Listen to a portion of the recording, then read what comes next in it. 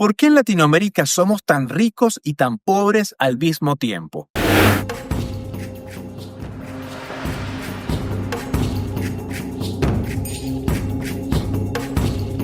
¿Cómo es que una región tan abundante en recursos naturales, diversidad cultural y talento humano puede a la vez encontrarse sumida en problemas estructurales que generan pobreza y desigualdad? Te invito a quedarte hasta el final, pues allí compartiré lo que considero la clave de la riqueza de las naciones y sobre todo la clave de cómo nuestra región podría potenciarse para salir de los ciclos de pobreza y dependencia en los que se ha encontrado históricamente. Esta clave, en mi opinión, constituye el punto de inflexión que podría transformar la realidad de Latinoamérica. América Latina es una región que abarca gran parte del continente americano, desde México en el norte, pasando por Centroamérica y el Caribe, hasta Argentina y Chile en el extremo sur, con una historia milenaria que incluye culturas precolombinas de gran esplendor, aztecas, mayas, incas, entre otras, la influencia de la colonización española y portuguesa, así como la posterior independencia de la mayoría de sus países en el siglo XIX. Esta región se ha forjado como un crisol de diversidad étnica, cultural y lingüística. A lo largo de su historia, Latinoamérica ha vivido varios periodos de auge económico basados en la explotación de sus recursos naturales, la fiebre del oro y de la plata en la época colonial, el auge del caucho en el siglo XIX y principios del XX, la explotación petrolera en el siglo XX, etc. Pero también ha padecido olas de crisis políticas, endeudamientos externos, dictaduras militares, inestabilidad institucional y conflictos sociales de diversa índole. Es en este vaivén histórico donde surge la pregunta de por qué, teniendo tantos recursos y potencialidades, muchos países latinoamericanos no han logrado hasta el momento un desarrollo sostenible que beneficie a la mayoría de su población. Pero antes de responder a esta cuestión, procederemos a exponer 5 razones por las cuales decimos que Latinoamérica es extremadamente rica. Posteriormente, mostraremos 5 razones por las cuales, paradójicamente, es tan pobre. Finalmente, desvelaremos esa clave de la riqueza de las naciones que hemos prometido desde el inicio y que, de ser puesta en práctica en nuestros países, podría cambiar radicalmente nuestro porvenir. Antes de sumergirnos en los detalles, quiero recordarte que al final de este artículo compartiré mi perspectiva sobre la clave de la riqueza de los países. Hablaremos de los sectores económicos que marcan la diferencia y de por qué los países que apuestan por la innovación y la industria suelen generar mayores niveles de bienestar que aquellos que se centran únicamente en la explotación de materias primas. Así que, si te interesa conocer esta visión y aplicarla al contexto latinoamericano, te invito a seguir viendo este video hasta el final. Comencemos entonces con la pregunta ¿por qué en Latinoamérica somos tan ricos? Riqueza mineral. Primero, Latinoamérica cuenta con enormes reservas de minerales y recursos energéticos, desde el petróleo, el gas natural, el oro, la plata, hasta el litio y el cobre. Esta región es uno de los principales proveedores de materias primas del mundo. El ejemplo más icónico tal vez sea el de Venezuela, que posee las mayores reservas de petróleo del planeta. Sin embargo, paradójicamente sufre una de las crisis económicas más profundas de la región, con hiperinflación, desabastecimiento y altos índices de pobreza. Más adelante analizaremos por qué esta riqueza, en lugar de convertirse en prosperidad para todos, a menudo se transforma en fuente de conflictos e inestabilidad. Entonces, otro ejemplo importante es el desierto de Atacama, compartido por Chile y partes de Perú, Bolivia y Argentina, considerado uno de los lugares más ricos en recursos minerales del mundo. Chile, por ejemplo, es uno de los principales productores de cobre a nivel global. Bolivia, en el Salar de Uyuni, cuenta con enormes reservas de litio, considerado el oro blanco del siglo XXI, ya que es un recurso esencial para la fabricación de baterías en la creciente industria de autos eléctricos y dispositivos móviles. En la Amazonía, repartida entre Brasil, Perú, Colombia, Venezuela, Ecuador, Bolivia y las Guayanas, también se encuentran importantes yacimientos mineros, además de reservas de gas y petróleo. Esta abundancia de recursos minerales y energéticos, en teoría, representaría la base para impulsar un desarrollo sostenido, generar empleo de calidad y promover la inversión en infraestructura y tecnología. No obstante, la historia nos muestra que en muchos casos la mala gestión, la corrupción y otros factores han dificultado que estas riquezas se traduzcan en bienestar para la mayoría. Luego tenemos la riqueza de las tierras fértiles. Además de la riqueza subterránea, Latinoamérica es una de las regiones con mayor cantidad de tierras fértiles en el mundo, desde las extensas praderas argentinas y brasileñas hasta las regiones andinas con suelos volcánicos altamente productivos. La agricultura es uno de los pilares de la economía latinoamericana. Por ejemplo, los países andinos disfrutan de tierras negras de origen volcánico, ideales para diversos cultivos. Esto ha permitido la siembra de papas, maíz, quinua, café, cacao y muchos otros productos que han formado parte de la dieta de varias civilizaciones y que en la actualidad se exportan a múltiples mercados internacionales. La variedad climática de la región permite además la producción de frutas tropicales y subtropicales. Brasil, Colombia, Ecuador y Perú, por mencionar algunos, son grandes productores de banano, café, cacao y flores. El potencial agrícola es tan grande que diversos países han forjado su identidad económica en este sector.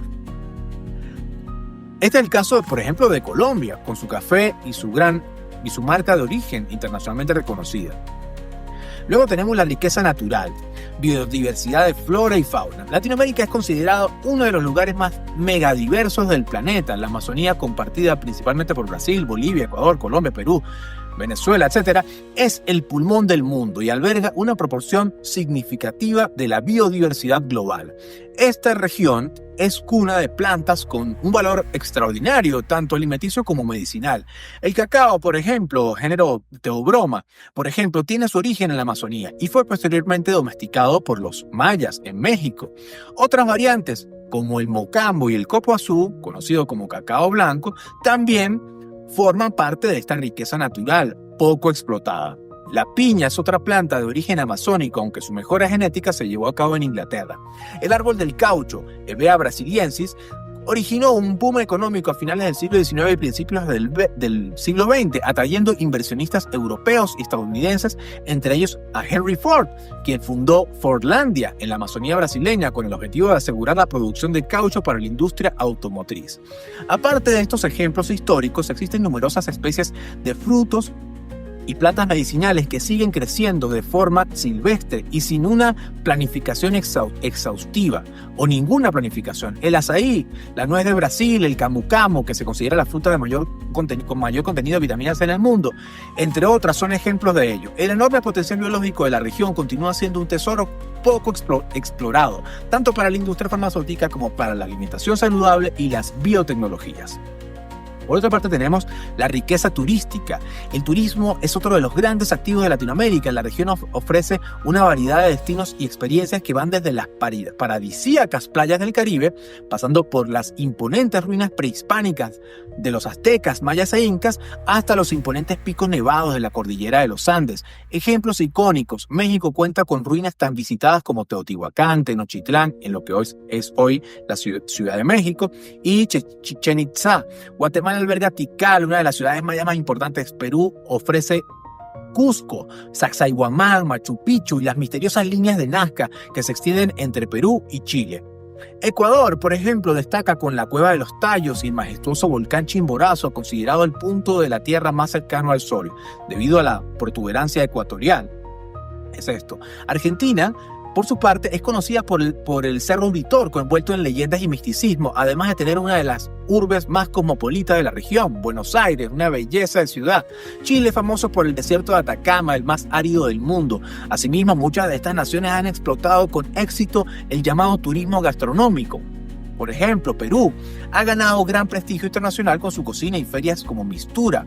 México ha internacionalizado su gastronomía y su marca, comida mexicana, ya es reconocida en todo el planeta. Colombia ha logrado la denominación de origen del café colombiano, impulsado por marcas y franquicias como Juan Valdez, lo que da muestra de la riqueza cultural que puede derivarse también en un producto turístico.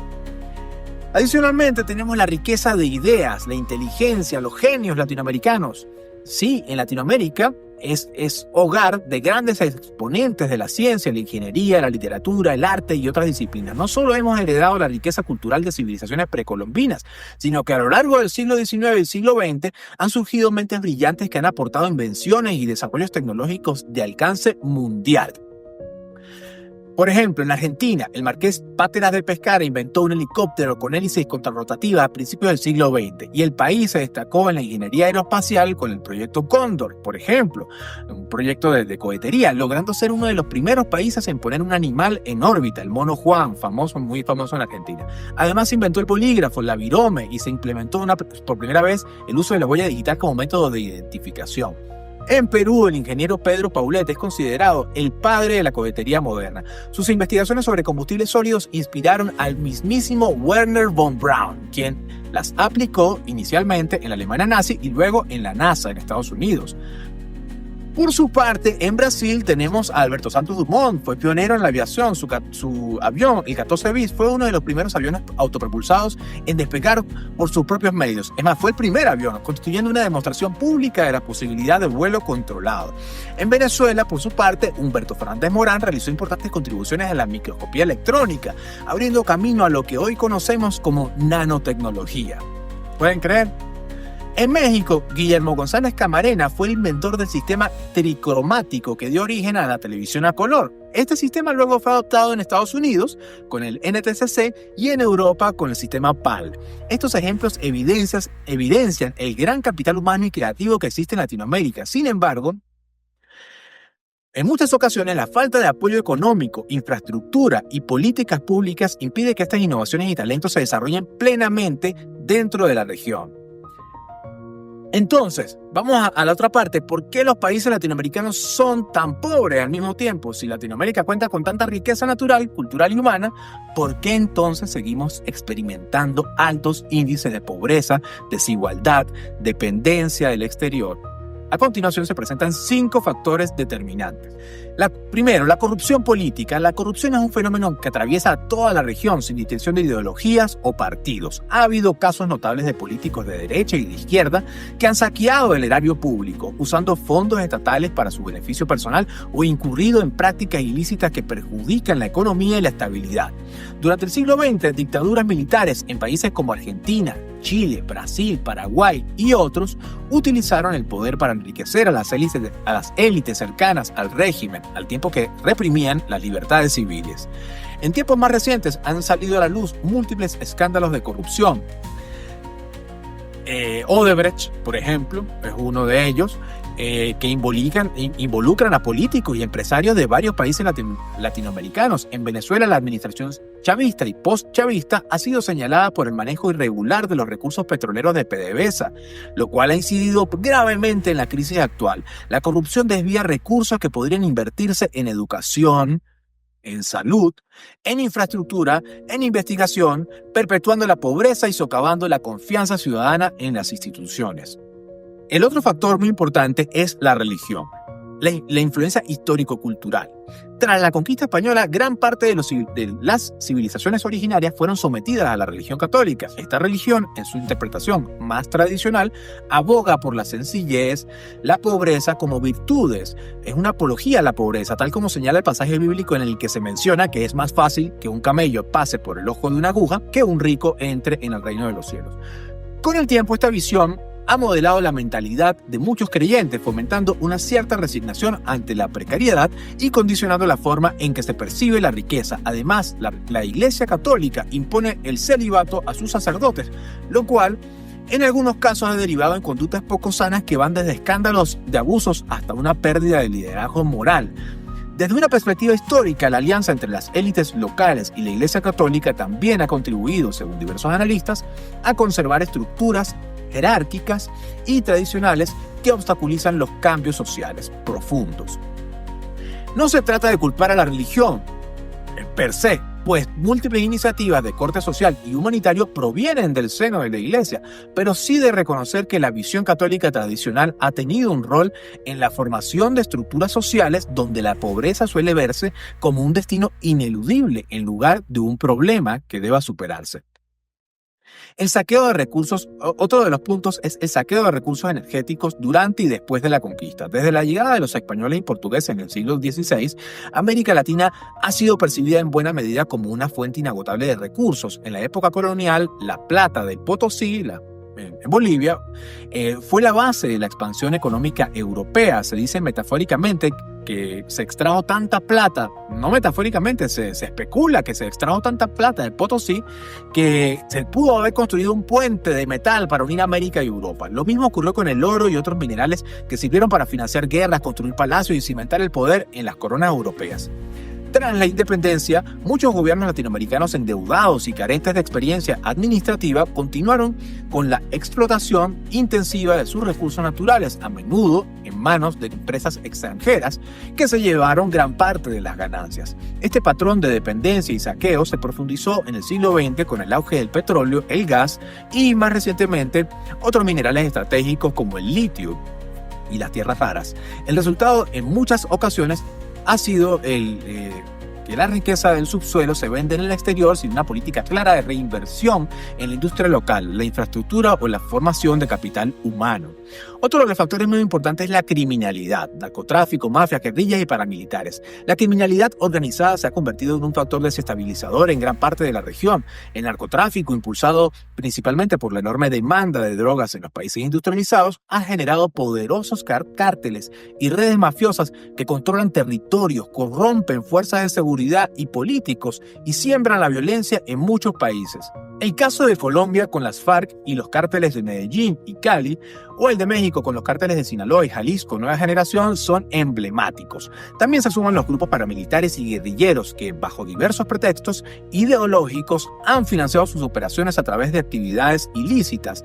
En Venezuela, el denominado Cartel de los Soles ha sido señalado como un entramado de alto nivel que involucra a autoridades estatales, militares y funcionarios en actividades de narcotráfico, es decir, hasta el mismo presidente. Este tipo de situaciones crea un entorno donde el más fuerte o el más violento se impone, generando una cultura de la viveza criolla que va en contra de la honestidad y el respeto a la ley. La criminalidad desincentiva la inversión extranjera y local, debilita las instituciones y perpetúa la inestabilidad económica. Otro factor muy importante es la dependencia tecnológica. La dependencia tecnológica constituye un factor crítico en la pobreza de muchos países latinoamericanos, aunque usted no lo crea. Aunque se generan ingresos por la venta de petróleo, gas, minerales, productos agrícolas, etc., gran parte de estas ganancias se utilizan para importar computadoras, maquinaria, automóviles, teléfonos móviles y otros productos con alto valor agregado que nuestros países no fabrican de forma masiva. Este ciclo se repite, vendemos materias primas a bajo precio y compramos bienes tecnológicos a precios elevados. La balanza comercial se ve afectada y, en muchos casos, genera déficit que se traducen en endeudamiento o salidas de capital. Sin una industria local robusta que añada valor a nuestros recursos, la región permanece atrapada en la parte más vulnerable de la cadena productiva. Entonces ya hemos visto los 5 factores de por qué somos tan ricos y los 5 factores de por qué somos tan pobres. Ahora, ¿cuál es la clave para la riqueza económica de los países? Tal como lo prometimos al inicio, llegamos ahora a la clave de la riqueza de las naciones. Para ello debemos entender que la economía se divide en 3 principales sectores. El sector primario, dedicado a la extracción de materias primas, agricultura, ganadería, pesca, minería, explotación forestal, etc. Luego está el sector secundario, que abarca la industrialización de esas materias primas, transformándolas en bienes de consumo. Y está el sector terciario, que comprende los servicios del comercio, el paso final, donde esos bienes son distribuidos, comercializados y se dan todo tipo de servicios conexos, transporte, turismo, finanzas, etc. En la mayoría de países latinoamericanos se observa un énfasis marcado en el sector primario, exportación de recursos naturales y agrícolas, y en el sector terciario, arriba, comercio y servicio. Pero existe una brecha notable en el sector secundario, en la mitad, que es la industrialización. Esto se refleja en un reloj de arena, se hace como un reloj de arena en la forma, donde los extremos primarios y terciarios son más anchos, mientras que el sector industrial, que debería ser el puente para el desarrollo interno, se encuentra adelgazado. Por el contrario, en los países industrializados, Estados Unidos, Alemania, Japón, Corea del Sur, entre otros, a menudo carecen de recursos naturales en abundancia, pero se han especializado en el desarrollo del sector secundario. Compran materias primas a bajo costo y las convierten en productos de alto valor agregado, placas de circuitos, computadoras, automóviles, maquinaria, electrodomésticos, etc. Luego las venden con un precio muy superior a los países que originalmente les proveyeron las materias primas. Su esquema se asemeja a un rombo, con un sector industrial que constituye el corazón de su economía, y los otros son más flacos. ¿Por qué es tan importante la industrialización?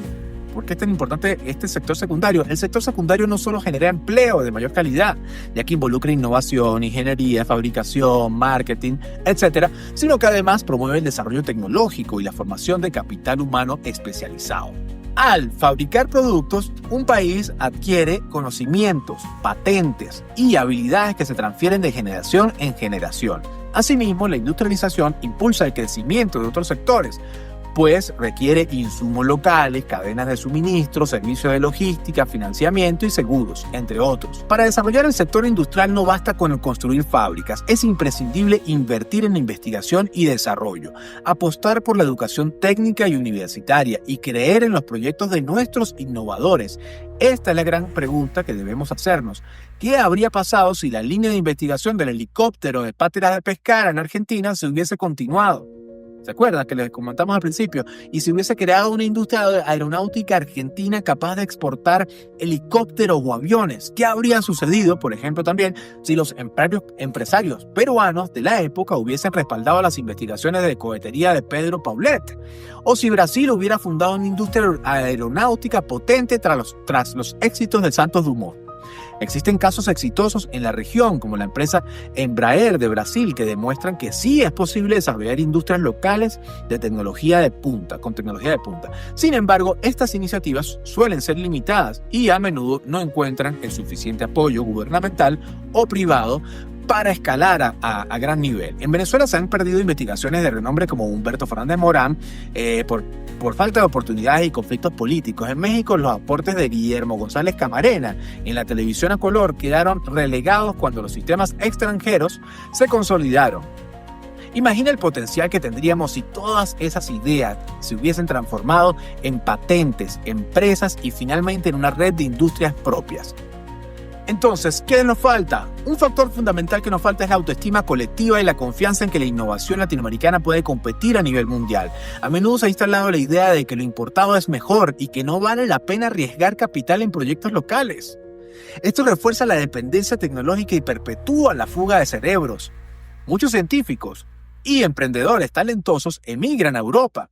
Todos saben, a Estados Unidos o Asia para llevar a cabo sus proyectos, dejando a sus países de origen sin la posibilidad de beneficiarse de sus conocimientos. Eso se conoce como fuga de cerebros, le decimos en Venezuela. Para romper este ciclo necesitamos un cambio de mentalidad que valore nuestro propio potencial. Si invertimos en educación, apoyamos la creación de empresas de base tecnológica y protegemos la propiedad intelectual de nuestros inventos, estaremos forjando un ecosistema de innovación que agregue valor a las materias primas y productos agrícolas. De esa forma podremos competir globalmente con bienes terminados, y no solo con recursos sin procesar.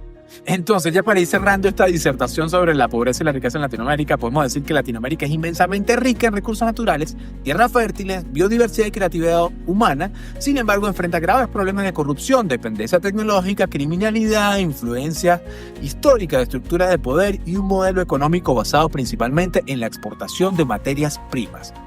La clave de la riqueza finalmente reside en la capacidad de un país para industrializarse, innovar, invertir en el talento de su gente. Los países con economías prósperas tienen en común un sólido sector secundario, el cual no solo produce bienes de consumo, sino que sirve de catalizador para la generación de empleo de calidad y el desarrollo tecnológico. Aunque América Latina se ha quedado rezagada en este aspecto, la historia y los ejemplos de visionarios como Páteras de Pescara, Pedro Paulet, Santos Dumont, Humberto Fernández Morán o Guillermo González Camarena nos demuestran que el potencial para innovar existe y, cuando se apoya debidamente, puede generar transformaciones profundas en la región. El camino para convertir a Latinoamérica en una región verdaderamente próspera implica la unión de esfuerzos públicos y privados para crear políticas de educación, investigación y desarrollo industrial, así como la lucha frontal contra la corrupción y el fortalecimiento de instituciones democráticas.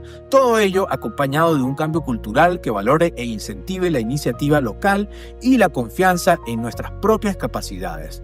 El desafío es grande, pero la recompensa vale la pena. Imaginar un futuro donde los países latinoamericanos no solo exporten materia prima, sino también tecnología, innovación y productos terminados que compitan en los mercados internacionales, generando empleo de calidad y bienestar social para millones de personas en toda la región.